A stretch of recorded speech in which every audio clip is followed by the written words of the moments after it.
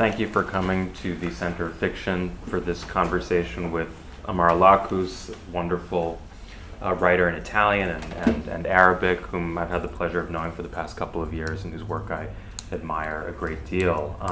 I wanted to, we're in the shadow of the Algerian consulate. I actually hadn't remembered that or didn't know it. And so I thought perhaps we should start by talking about your first 25 years, your Algerian years. Right. You were born just 8 years after independence. Your parents were Berbers. You were educated in both classical Arabic at a Quran school and in French.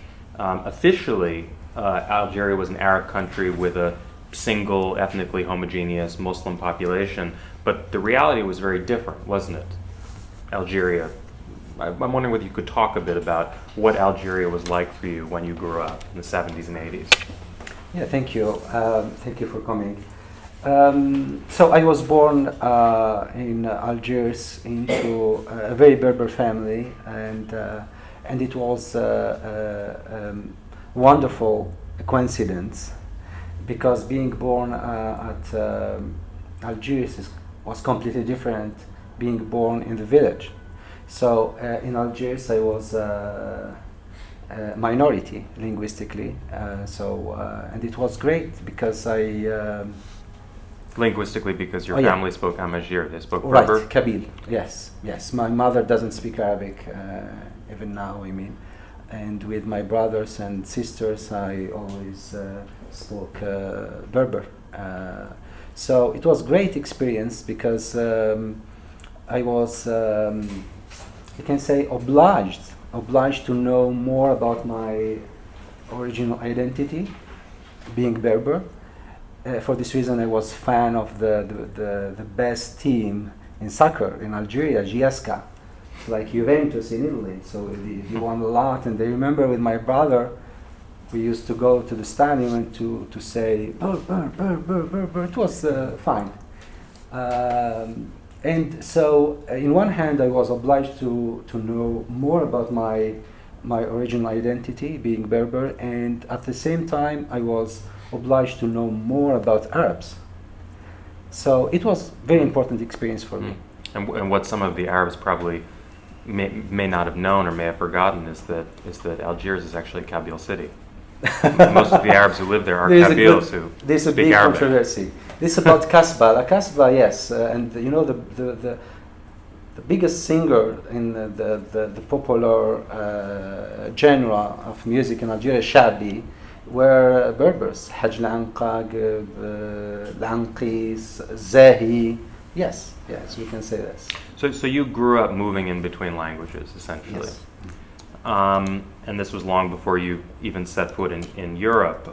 You ended up studying philosophy, but if I'm not mistaken, your true love from very early on was literature. Could you talk a bit about what you were reading as a young man and in what languages? Well, I started reading literature, Arab literature, and I was fascinated by Naguib Mahfouz. So he won Nobel Prize in 1988. So, but I discovered him early. So Naguib Mahfouz was very important in the beginning, and then at age 15, I read Flaubert, Madame Bovary, and I was fascinated by the book and Flaubert. This is and then I discovered other writers. Maybe Kazantzakis, Nikos Kazantzakis is one of the Last Temptation of Christ? Yes, all his novels. And what about Algerian writers who are writing in French, like Kateb Yassine? Well, I can mention Mouloud Faraoun for many reasons, because we are both Berbers, and Faraoun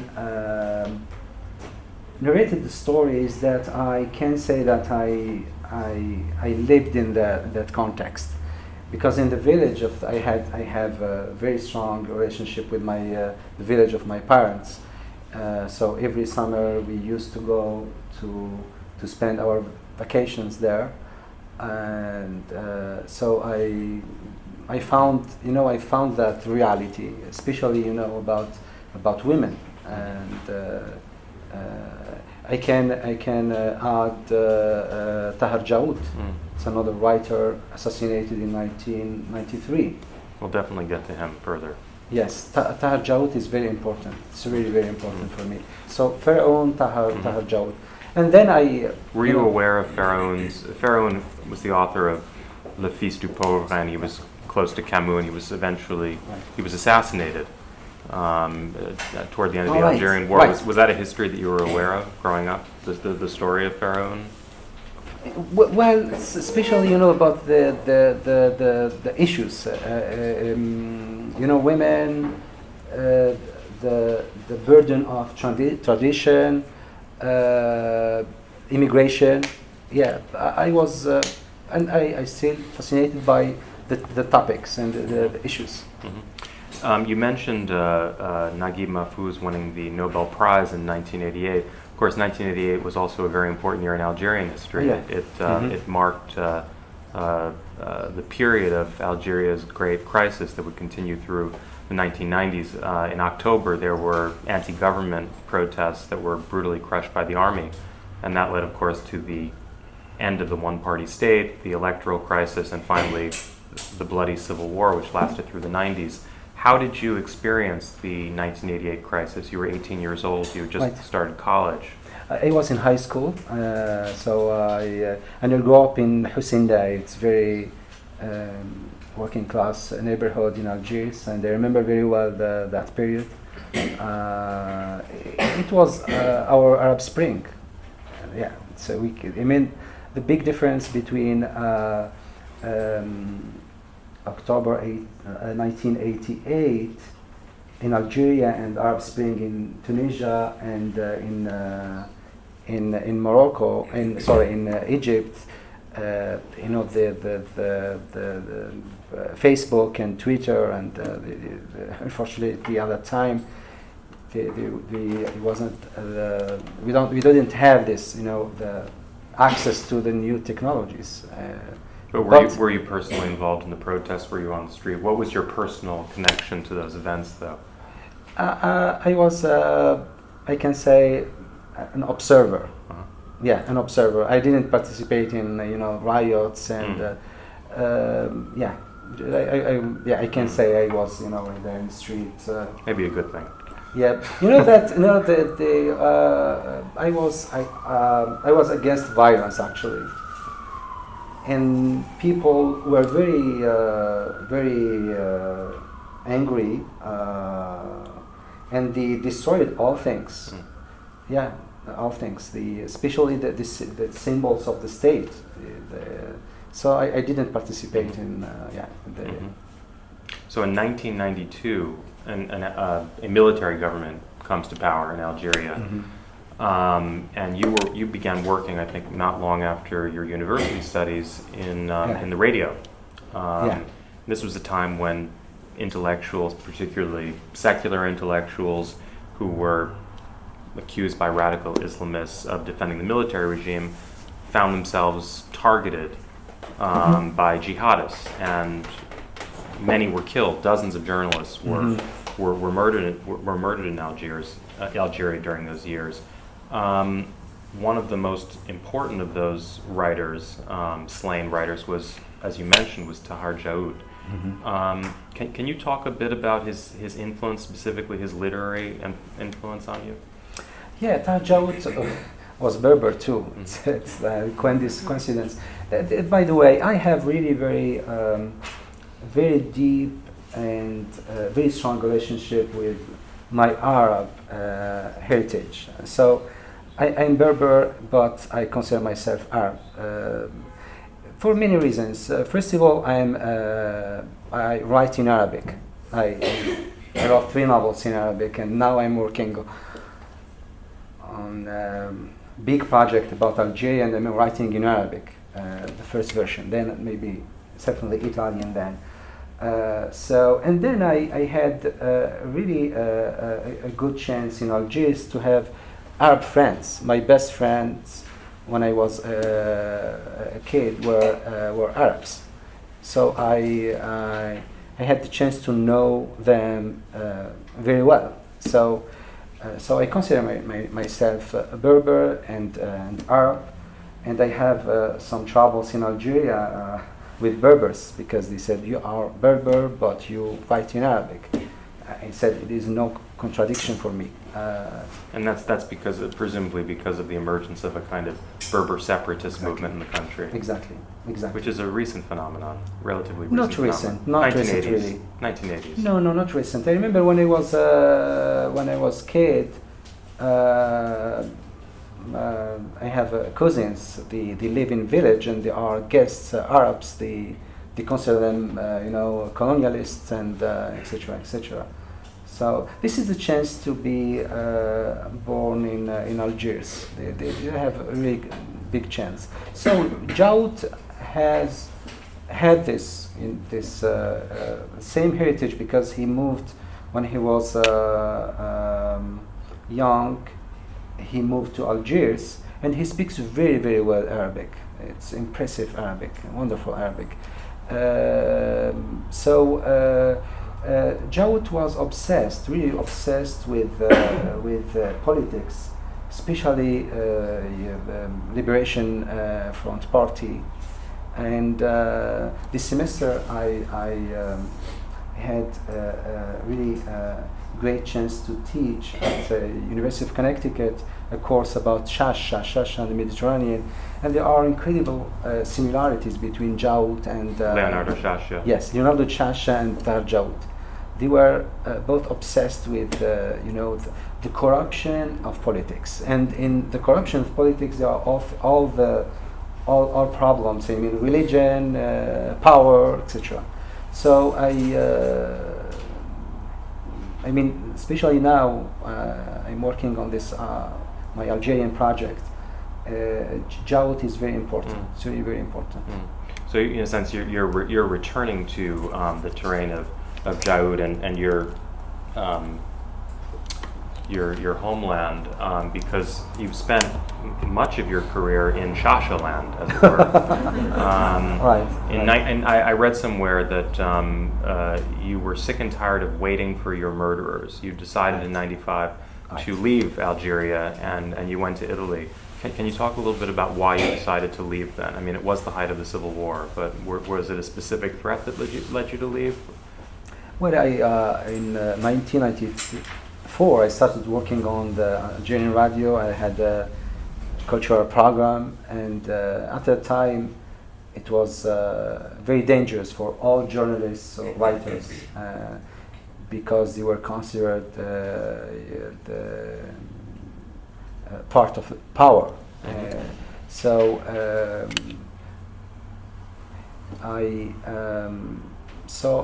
decided, it was my choice actually, because after 1 year in radio, one day they invited me in the TV show, and I did well. After that event, they offered me, very important offer to work on TV, and I refused because I refused the protection of the power. I wasn't convinced by the power, and I was against fundamentalists too. Mm-hmm. So I didn't have protection, and at that time, if you don't have protection like Jaoud was killed because he didn't have protection. Many Algerian writers who were under, who also felt besieged in those years, ended up going to either France or other Francophone countries. But you decided to go to Italy. Yeah. Why Italy? Was that did you want to get out of this Algeria-France vortex? I mean, what was behind that? At the time, it was hard to have a visa, and fortunately, I had an Italian friend. He helped me. He sent me an invitation, and so I went to Italy. But of course, I could go to France from Italy, but I decided to stay because I discovered Italy through Italian cinema when I was a teenager in Algeria, and so I went to Italy and I decided to stay there. There's a very strong imprint of Italian cinema, particularly Italian comedies like Divorce Italian style in your novels. And actually one of the most striking things about the 4 novels in Italian is how Italian they are. Oh yeah. And I'm wondering. I think that some people probably who first come to your work expect to read something North African and then find instead this portrait of everyday Italian life, whether in Rome or in San Salvario and Turin. And these are novels about contemporary Europe. They're novels about multiculturalism and its discontents in small neighborhoods with people living next to each other. How did you arrive at this subject? Can you talk a little bit about how you found your subject once you moved to Italy? Well, I wrote my first novel. My wife, of course, she gives orders, and it's fine. So I wrote my first novel in Algeria when I was 23, and I can say it was a great novel. It's really a great novel, really great novel, because it's about society, and I was very courageous, and I faced very important issues about religion, about politics, and I narrated the story about Algerian society. The novel was published first time in 1999. I spent all my savings to publish it both in Arabic and Italian. And in 2011, my Italian publisher published the Italian version. So my first dream when I read Flaubert was to become a writer in Arabic. When I moved to Italy, I decided to become bilingual writer. So writing in Arabic and Italian. This is the language choice.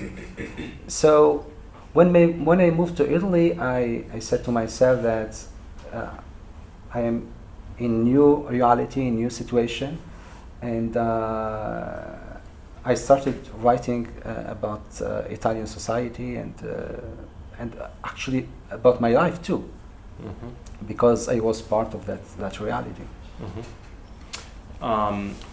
Can we talk a little bit about some of the European influences in your work? I see there's a tribute to the Marseillaise noir writer Jean-Claude Izzo in your recent book.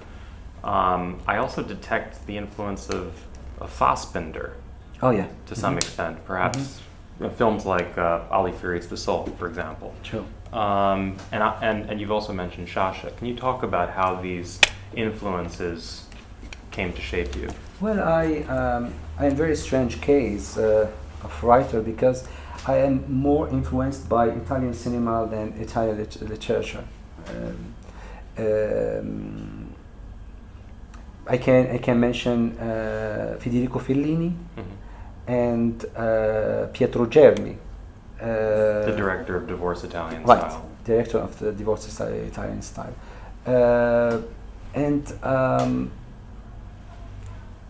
Maybe I wanted to be a director, but it was hard for me because as Algerian, I don't have patience. You know, now I'm getting better, but yeah. So working with other people, you know, trying to find compromises and solutions, and it's hard for me. So for this reason, I chose to become a novelist. But the influence of cinema is very, very important. Even techniques. So I used to use editing in my novels. Editing is very, very important. Description of the characters, locations. For me, locations are the real characters, in my Italian novels, even in the last novel, Via ORMEA. Via ORMEA is a street in San Salvario, this wonderful neighborhood in Turin. So I put the name of the neighborhood and the location in the title. This is, for me, they are the main character. And they are about small places. I mean, the first novel in Italian, The Clash of Civilizations, over an elevator in Piazza Vittorio. I mean, that's a novel about this flashpoint. I mean, often your novels are about these these apparently civilizational clashes in very small places, and the kind of misunderstandings that develop among neighbors of different backgrounds. And you've done that consistently. Each novel is about a different incident. This is true. It's about identity. I was born in Algiers, and being part of neighborhood is an element of identity. In Algiers, I remember people used to ask, "Where are you from?" Where are you from? That means, what is your neighborhood?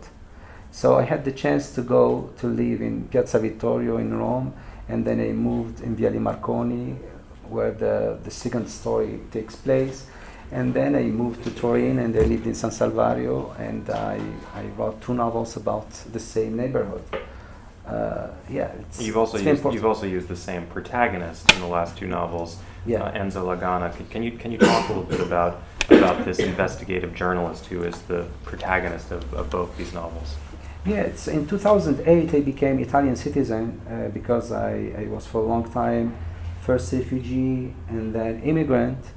So I started to construct my Italian identity, and I'm so proud of being Italian. And in Algeria, people don't like, they are very nationalist. So when I said I'm proud of my Italian identity, people, they are not happy. But I'm really very, very proud to be Italian because Italy for me is the country of my dream. I mean, I escaped Algeria and I risked my life there, and I went to Italy. I found a wonderful country. I loved the language. Italian language loved me, and so I started to create a balance from my Algerian identity and my Italian identity.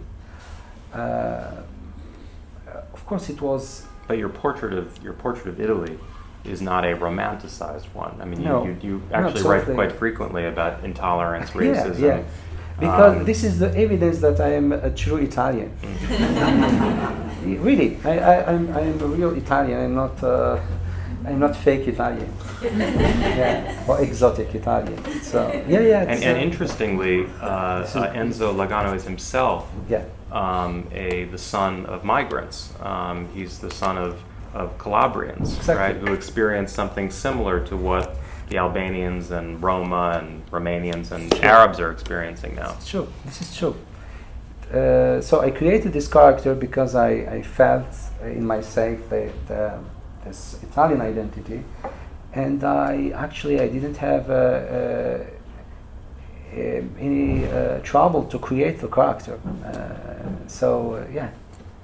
Can you talk a little bit about the beer-swilling bigot who figures in both of these novels, Mario Bellezza, who's also known as Mario Brutezza? Yes. Can you talk a bit about him? He's sort of I don't know if you're familiar with Archie Bunker, but he's very reminiscent of Archie Bunker. And he's actually rather funny.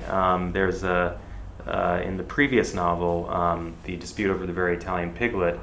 I don't know how many of you have read it, but the novel revolves around an incident where a Nigerian Christian allows a piglet to walk through a mosque, and this piglet's chief defender, apart from its owner, is Mario Bellezza. Right?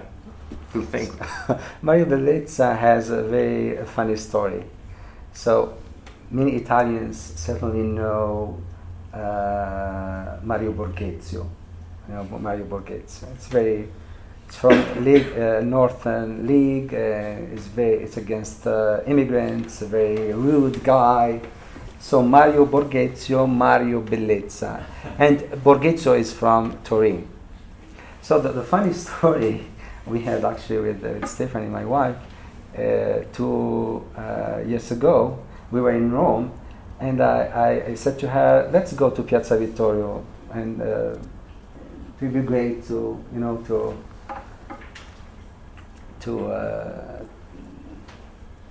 go to Fassi. Fassi is he makes a very good gelato, ice cream. So we went there, and we took our gelatos, and we were looking for a place to sit.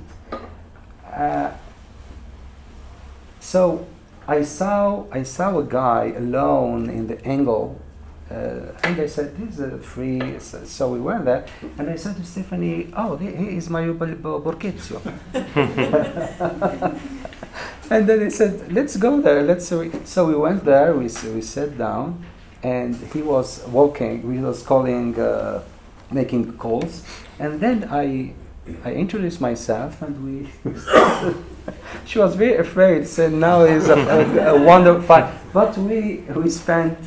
15 minutes or 20 minutes, and we became friends. And I said to him, you remember the questions? Very it's very severe questions. I said, "Why are you a racist?" Really, it was, but very diplomatic, in diplomatic way. And so we spent 20 minutes, and he gave me his business card.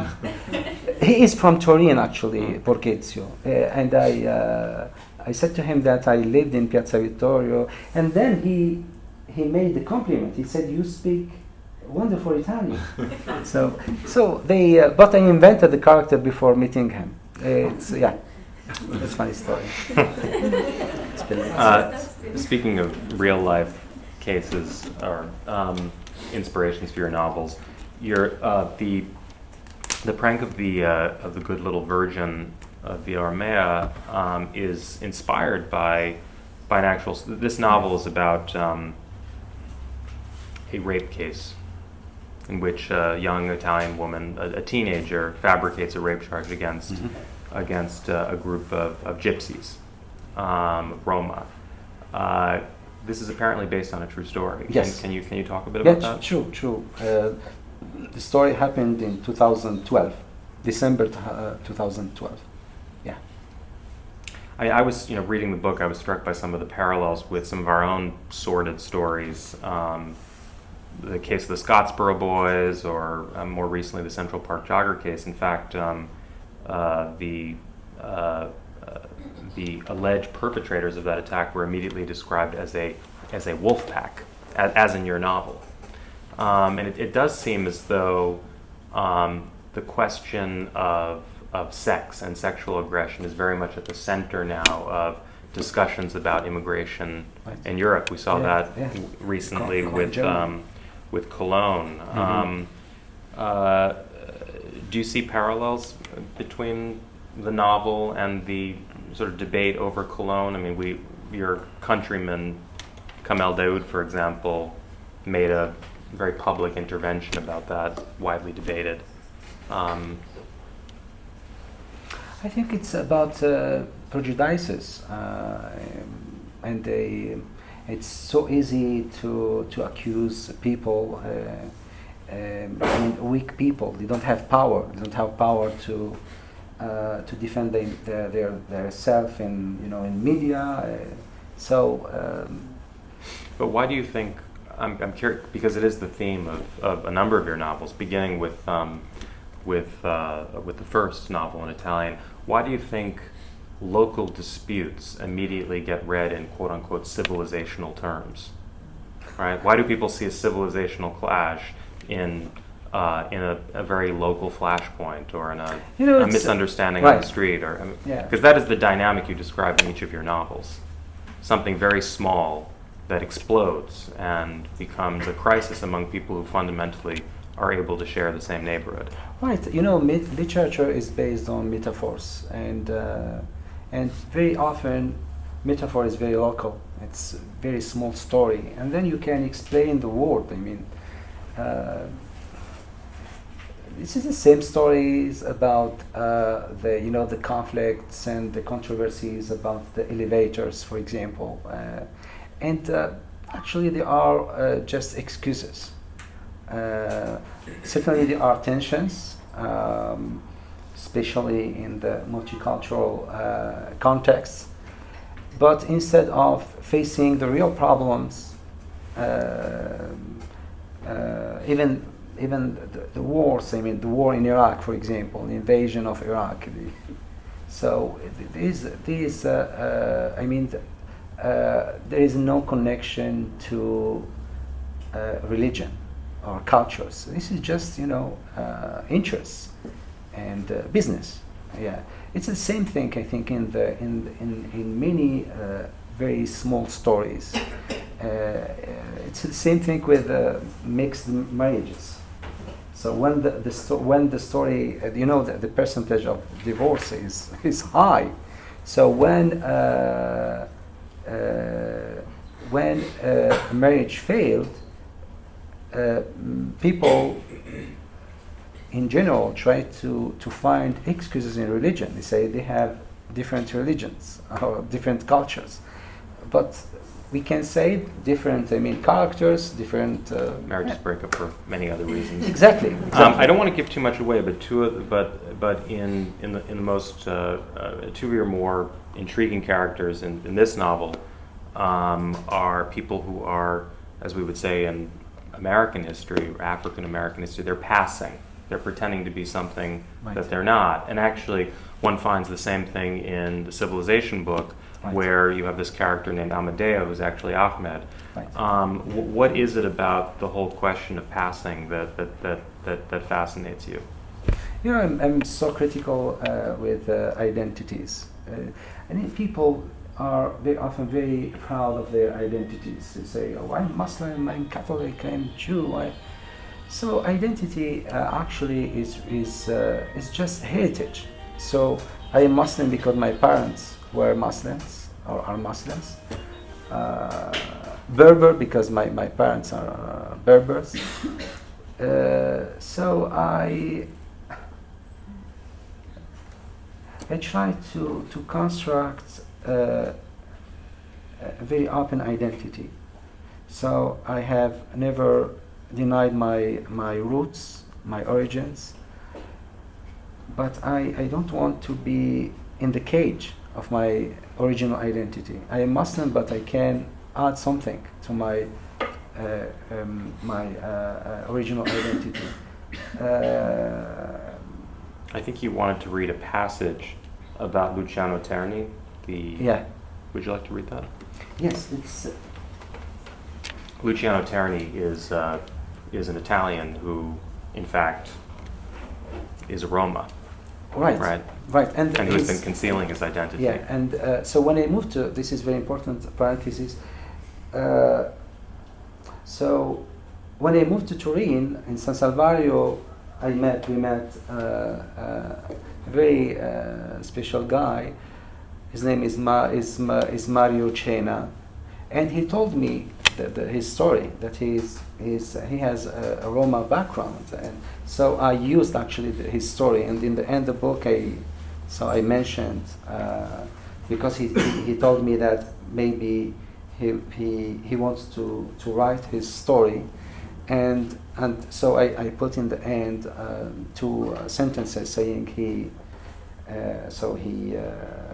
he gave me information to construct this character. So this is from the prank of the good little virgin of Via Ormea. Luciano reveals to me the secret that he's kept hidden for 20 years. He discovered that he was a Piedmontese Sinti by chance. During his grandmother's funeral, he saw a number of strange rituals.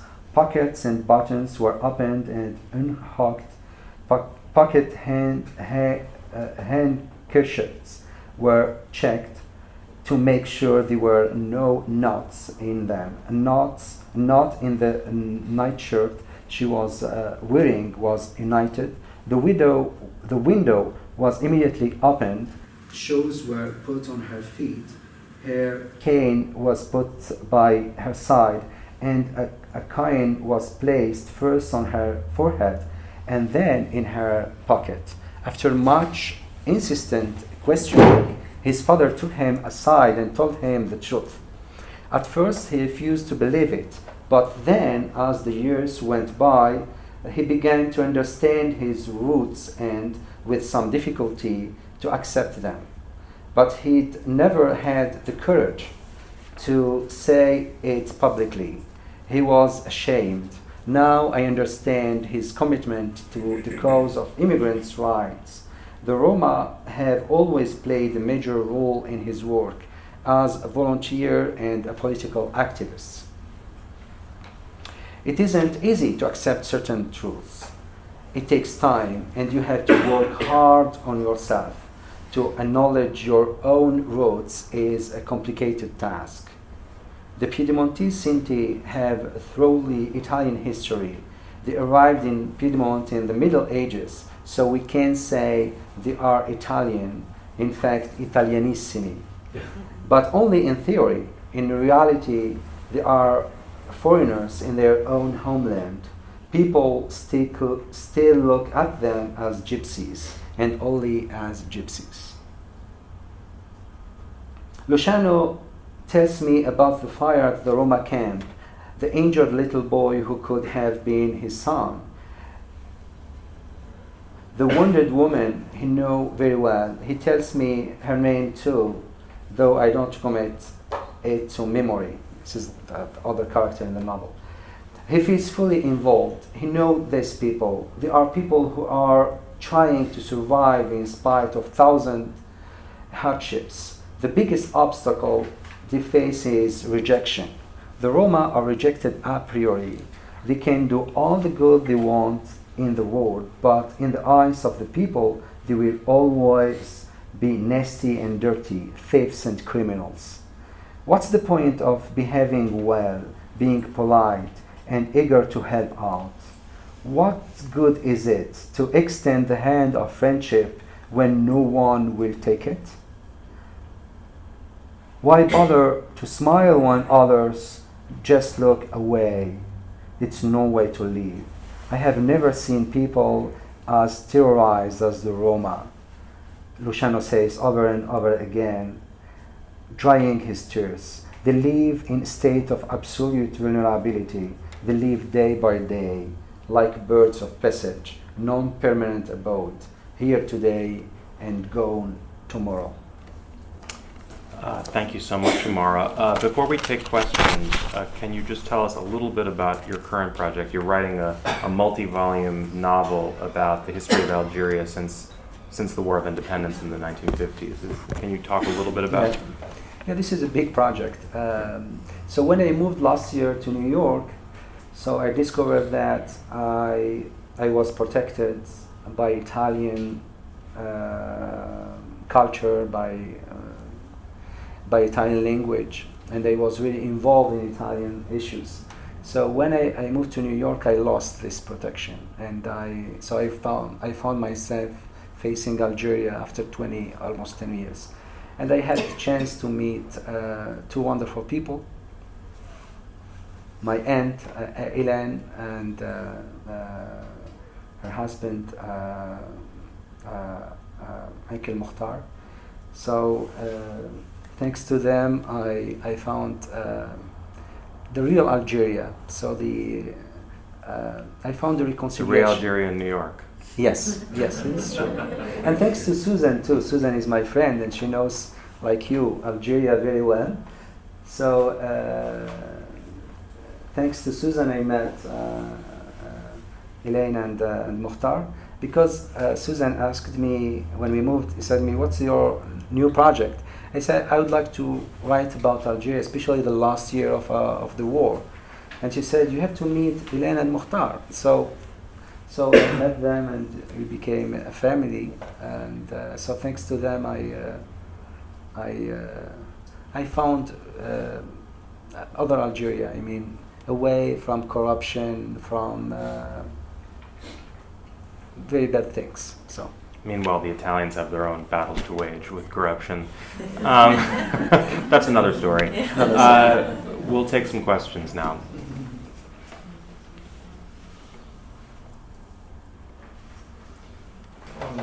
Amara, has the Italy that you described over, or you have described over 4 novels, has it changed over these 20 years? And if so, how? Certainly.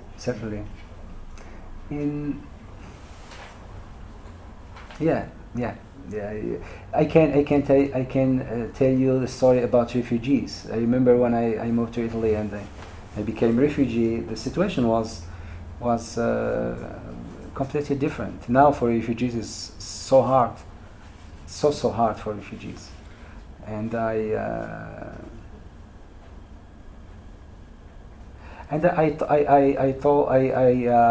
said in several occasions, especially twice, I was invited in the Italian Parliament, and they said that Italy is betraying its constitution, because in Italian constitution there are 2 articles, 3 and 10, and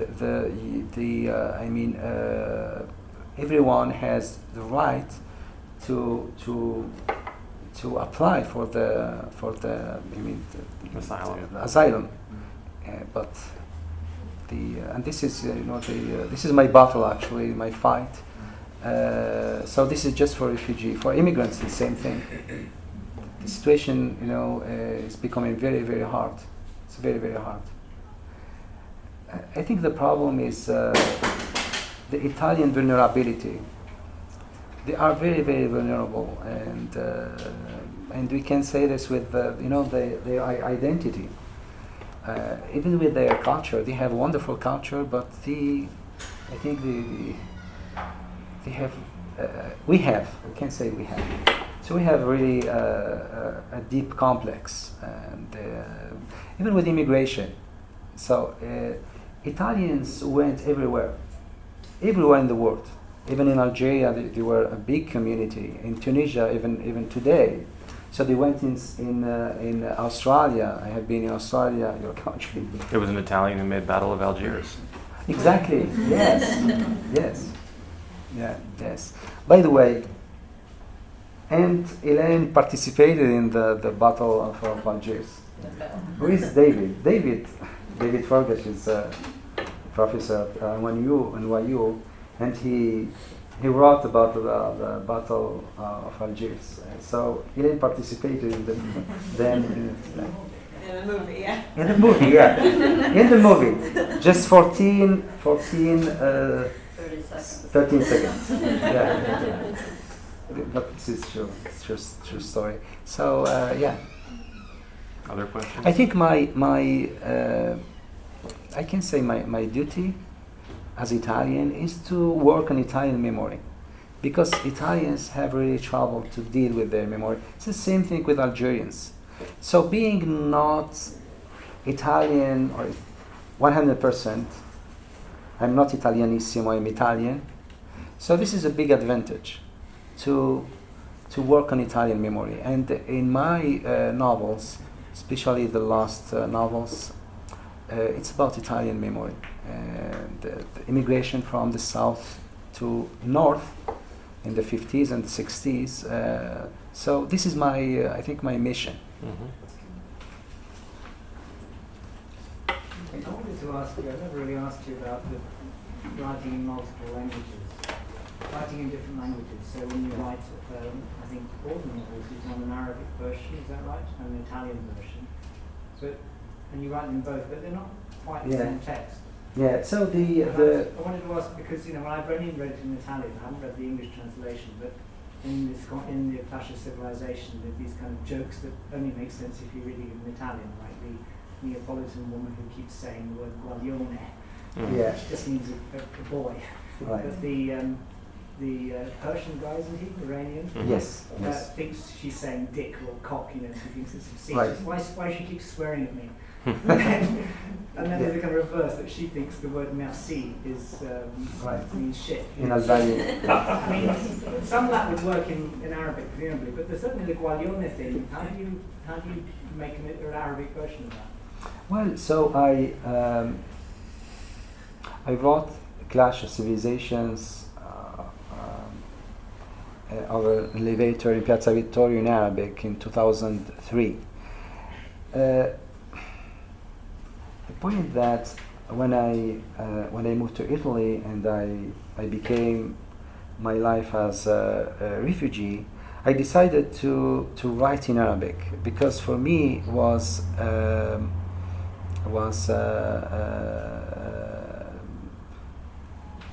fight against exile.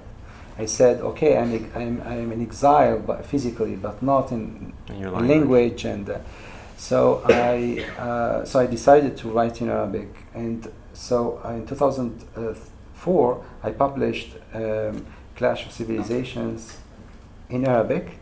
So in the same year I went back in Algeria after 9 years. It was a very important trip, very hard trip. So when I went back in Italy, I decided to write my novel in Italian because exile was over for me, and I decided to make a new decision. So I started working on Italian version, and I worked, I think, for 2 years. I worked on 20 versions. This is crazy work, but it's wonderful. It's a wonderful experience. So novel came out in Italian in 2006, and it was big surprise for all, including me. 4 years later, I started working on the Divorce Islamic Style. So I worked on the Italian version, the first draft, and then I started working on Arab version. So in my Mac, I had in the same page the Arab text and the Italian text, and with keyboard in Arabic, and so it was. I can say that they were twins, and they were born. I think Arabic version came out in Lebanon in August 2010. And Italian version in September, one month later. So twins, but with dispute over non-identical twins. No identical, especially in language, because there is a big work on adaptation. So yeah. Other questions? Are both language versions equally successful? I mean, Arabic, sorry. Are both versions successful in the countries they're written for? Well, or is one more than the other? They like you better in Italy than... Well, so my novels were translated from Italian into, English, German, Japanese, French, Spanish. But is your closest readership an Italian one, would you say? Has that been the closest readership for you? Certainly. Yes. But I'm very happy. Even if you're not Italianissimo. Yes, but I'm very happy to be present in Algeria and in our board. It's my way to help, to contribute in Arabic literature. And my style in Arabic is very different, because I used to say I Arabize Italian, Italianize Arabic. Even my Italian style is very simple. So very simple, but there are a lot of metaphors and images from other languages. Please join me in a warm round of applause for Amara. Oh, thank you.